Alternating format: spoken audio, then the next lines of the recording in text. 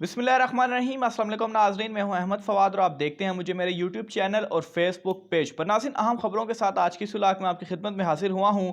इमरान खान साहब का जो दबाव है, जो प्रेशर है, वो वाकई असर दिखाने लग पड़ा है। इलेक्शंस के हवाले से बड़ी अहम खबर है, वो आज की सुलाह में आपके साथ शेयर करूंगा। मरियम नवाज़ ने कैसे हाथ जो हैं वो खड़े कर दिए हैं, इससे रिलेटेड भी कुछ अहम और एक्सक्लूसिव डिटेल्स जो हैं वो आपके साथ में शेयर करूंगा। और मौजूदा जो इम्पोर्टेड शहबाज हुकूमत है, ये इस वक्त इलेक्शन से क्यों भागना चाह रही है, इससे रिलेटेड भी बड़ा एक अहम सर्वे है, वो भी आज के इस व्लॉग में उसका कुछ जो डिटेल्स हैं वो आपके सामने रखूंगा। आगाज़ नाज़रीन यहीं से करता हूं। एक सर्वे जो है वो किया गया है और उस सर्वे के अंदर कुछ सवालात लोगों के सामने रखे गए हैं और उन सवालों का जो जवाब है उससे हमें मौजूदा जो पॉलिटिकल सिनेरियो है, इस सिनेरियो में जो अवाम का रद्द अमल है वो सामने वो जो है वो हमें मालूम पड़ता है कि इमरान खान साहब की हुकूमत गिराई गई, उसके ऊपर लोग क्या सोचते हैं, नए इलेक्शंस के ऊपर क्या सोचते हैं। पहले कुछ सवालात हैं, उनके जवाब दे दूँ, फिर मज़ीद डिटेल्स की जानिब जो है वो मैं बढ़ता हूँ। सबसे पहले लोगों से सवाल पूछा गया कि do you think that the process of overthrown PTI government before completion of the term was justified, यानी कि जो वक्त से पहले उनकी हुकूमत गिराई गई, इसको वो किस तरीके से देखते हैं, क्या ये ठीक था, जस्टिफाइड था। तो इसके ऊपर 64% लोगों का ये कहना था कि ये जस्टिफाइड नहीं था, जबकि 33% का ये मानना था कि उनकी हुकूमत सही गिराई गई। अच्छा, दूसरा सवाल जो है वो जो किया गया वो ये था कि की factor responsible for the success of no confidence motion against the PTI government. अच्छा, ये जो दूसरा सवाल उनसे किया गया कि जो no confidence motion Imran Khan साहब के ख़िलाफ़ कामयाब हुई है, इसकी जो रीज़न्स हैं वो क्या थी। तो इसमें नाजरीन इन्फ्लेशन को जो रीज़न दी गई वो 21% लोगों का मानना था कि इन्फ्लेशन की वजह से गिरी, और 40% लोगों का ये मानना था कि personal interest of opposition parties, यानी कि मुखालिफ सियासी जमातों का जो ज़ाती मफाद था उसकी वजह से। और तीसरे नंबर पर नाज़रीन 39% लोगों का ये कहना था कि इंटरनेशनल कॉन्स्पिरेसी। और यही दो चीज़ें इमरान खान साहब भी कहते हैं, जिनमें 40% लोगों ने जो है वो अपनी राय दी है, यानी कि 80% लोगों का मिलकर ये कहना है कि अपोजिशन जमातें जो थी उस वक्त की, जो मुखालिफ जमातें थी इमरान खान साहब के, उन्होंने अपने ज़ाती मफाद और इंटरनेशनल कॉन्स्पिरेसी की वजह से जो इमरान खान साहब की जो हुकूमत है इसको गिराया है। इसके अलावा नाज़रीन एक और बड़ा अहम सवाल जो पूछा गया कि in the decision of PTI members to resign from the national assembly. अच्छा, ये पूछा गया कि जो पाकिस्तान तहरीक इंसाफ के मेंबर्स ने फ़ैसला किया, इमरान खान साहब ने फ़ैसला किया कि उन्हें रिज़ाइन दे देना चाहिए कौमी असम्बली से, क्या ये फ़ैसला दुरुस्त था। तो 52% लोगों का ये मानना है कि ये जो फ़ैसला है ये दुरुस्त है, जबकि 35% लोग ऐसे हैं जिनका ये मानना है कि ये फ़ैसला दुरुस्त नहीं था। अच्छा, इसके अलावा जो इमरान खान साहब का नैरेटिव है इम्पोर्टेड हुकूमत नामंजूर, इस नैरेटिव को कितने परसेंट लोगों ने एक्सेप्ट किया। तो 57% लोग नाज़रीन ऐसे थे जिन्होंने इम्पोर्टेड हुकूमत नामंजूर का जो नारा है वो लगाया, जबकि 37% लोगों ने इसको जो है वो मानने से इनकार किया। इसके अलावा नाज़रीन एक और बड़ा अहम सवाल कि should Shahbaz Sharif be the PM dispose of having NAB money laundering cases. तो ये पूछा गया कि शहबाज के ऊपर मनी लॉन्ड्रिंग के और नैब के मुकदमात है, क्या उन्हें वज़ीर-ए-आज़म होना चाहिए।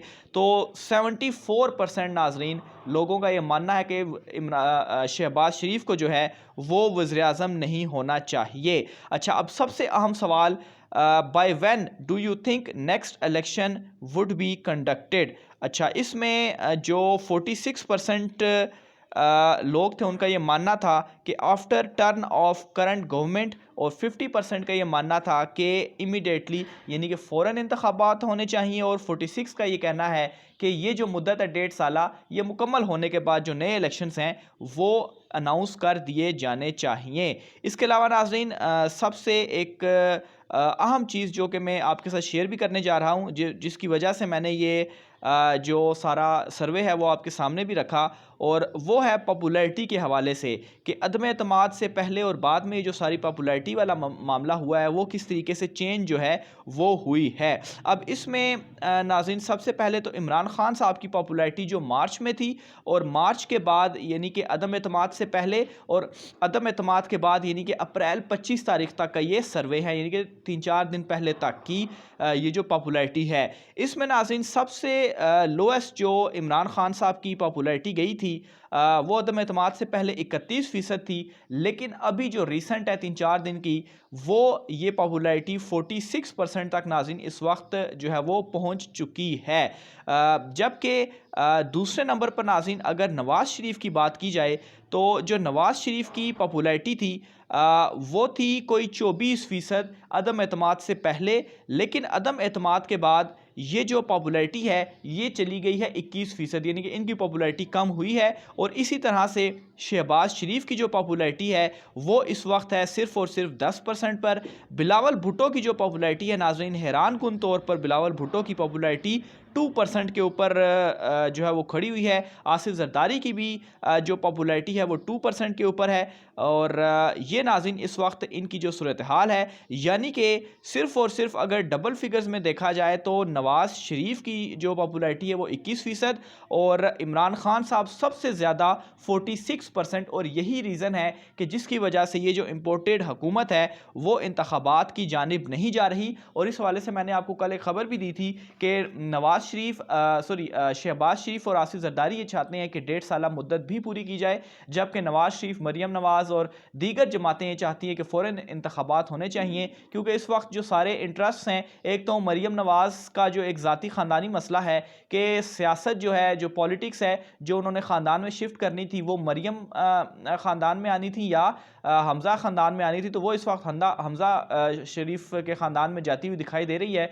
तो इस वजह से उनको ये बर्दाश्त नहीं है। और आसिफ जरदारी जो है वो तो वैसे ही शुरू से उनका था कि उनकी सिंध की जो हुकूमत थी।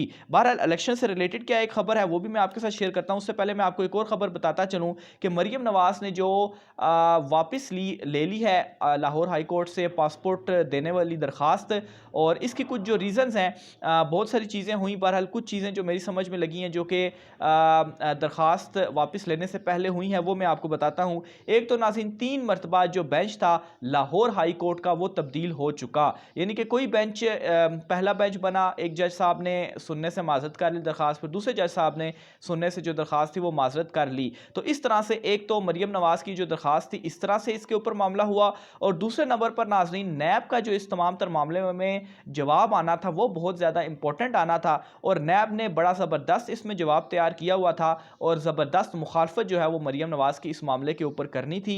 और कुछ जो उसकी डिटेल्स मौसूल हुई हैं ज़राए के मुताबिक, वो 3-4 चीज़ें मैं आपके सामने रख दूँ।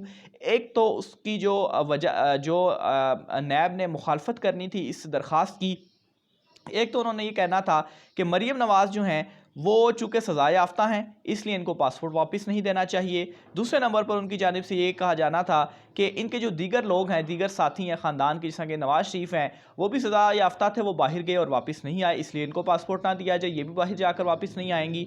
और फिर ये कि ये नैब हमले की मुलजिमा है तो इस वजह से भी इनको नहीं देना चाहिए। और फिर ये कि इनकी जो ज़मानत का मामला है वो सुप्रीम कोर्ट में इस वक्त मौजूद है, तो इसलिए पासपोर्ट वापसी का मामला भी सुप्रीम कोर्ट में देखना चाहिए। तो एक तो ये कुछ वजूहात कही जा सकती हैं कि एक तो नैब ने मुखालफत करनी थी और एक लाहौर हाई कोर्ट में बार बार जो बेंचेस थे वो तब्दील हो रहे थे। तो बहरहाल ये दरख्वास्त वापस ले ली गई है। मरियम नवाज़ ज़ाहिर सी बात है पासपोर्ट नहीं मिला तो वो अब सऊदी अरब नहीं जाएंगी शहबाज शरीफ के साथ। शहबाज शरीफ अब खुद ही जो है वो वापस खुद ही जो है वो दौरे के ऊपर जाएंगे। बहरहाल हो सकता है कि ये जो दरख्वास्त है मरियम नवाज़ की जानिब से वो सुप्रीम कोर्ट ऑफ पाकिस्तान में अब दायर कर दी जाएगी। दूसरे नंबर पर नाज़रीन मरियम नवाज़ की जानिब से एक इकरार किया गया है, और वो इकरार उन्होंने कल की अपनी एक स्पीच में किया, और उसमें ये कहती हैं कि इमरान खान आइंदा तकर्री में मुदाखलत करना चाहते हैं। यानी कि इमरान खान साहब जो इस वक्त उनका मुतालबा है फौरी इंतखाबात का, वो ये समझती हैं कि इमरान खान साहब फौरी इंतखाबात इसलिए चाहते हैं क्योंकि जो आइंदा तैनाती होनी है नवंबर में, उस तैनाती से रिलेटेड इमरान खान साहब डिसीजन करना चाहते हैं और उनको ये डिसीजन जो है वो नहीं करने दिया जाएगा। यानी कि वो वो एक किस्म की ख़ुद मान रही हैं कि वो इलेक्शन से क्यों भाग रही हैं, क्योंकि उन्हें डर है कि इमरान खान साहब जो है वो जीतेंगी। और दूसरा उन्होंने ये इकरार भी कर लिया, और इस तैनाती से रिलेटेड बड़ी अहम चीज़ें जो है वो इन दिनों में देखने में आ रही हैं। एक तो शहबाज शरीफ का भी बयान कि ये PM का इख्तियार होता है। बहरहाल इससे रिलेटेड जो दाल है उसमें कुछ ना कुछ काला मौजूद है, और जो एक कॉन्स्पिरेसी थ्योरी भी मैंने आपके सामने पिछले व्लॉग में रखी थी वो काफ़ी हद तक उसके गिर्द जो चीज़ें हैं वो इस वक्त तक घूम रही हैं। आखिर में नाज़रीन, जो आप इलेक्शन से रिलेटेड मैंने आपको तफसीलात बतानी थी, तो मई का महीना नाज़रीन इमरान खान साहब से कुछ जो राब्ते किए जा रहे हैं, और वो राब्ते इसी वजह से किए जा रहे हैं कि इमरान खान साहब ने जो लॉन्ग मार्च का और धरने का ऐलान किया है, और इमरान खान साहब का मुतालबा है कि मई में इंतखाबात किए जाएँ, उनसे राब्ते जो हैं वो बड़े किए जा रहे हैं। लेकिन इमरान खान साहब स्टिल ये चाहते हैं कि नए इंतखाबात फौरी करवाए जाएँ, और मई के अंदर कुछ ना कुछ ज़रूर होने वाला है।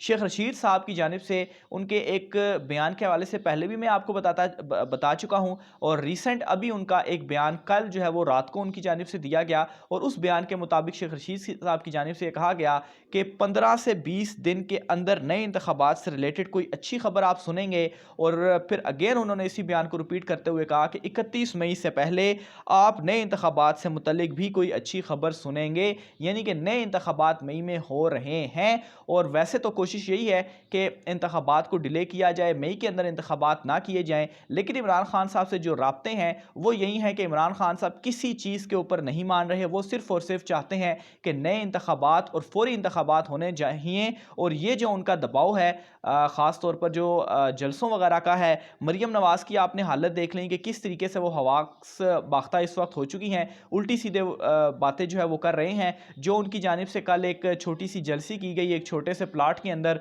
वो भी इस चीज़ की सबूत है कि कितना इस वक्त वो घबरा चुके हैं। और ख़ास तौर पर ये जो शहबाज हुकूमत है ये भी इस वक्त घबराई हुई है, क्योंकि इनके अपने अंदर जो रिफ्ट्स हैं वो बहुत हद तक मौजूद हैं। मज़ीद तफसीलात भी आप नाज़रीन से शेयर करते रहेंगे। आज की व्लॉग से इतना ही, मुझे इजाज़त दीजिए। अल्लाह हाफ़िज़।